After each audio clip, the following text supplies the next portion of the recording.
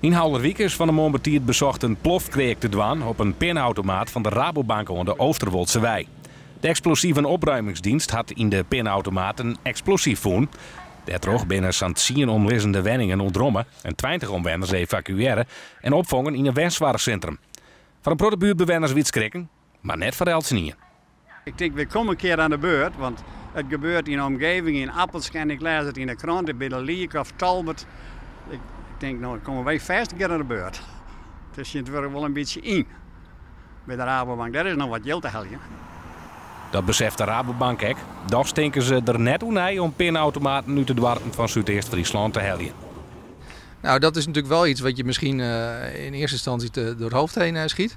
Aan de andere kant, wij willen heel graag dus dat die pinautomaten beschikbaar blijven. En dat wordt per locatie, wat ik net zei, wordt het bekeken per plek waar we wat gaan doen. De explosieve opruimingsdienst had in de rin van de morgen het explosief voor het hellen.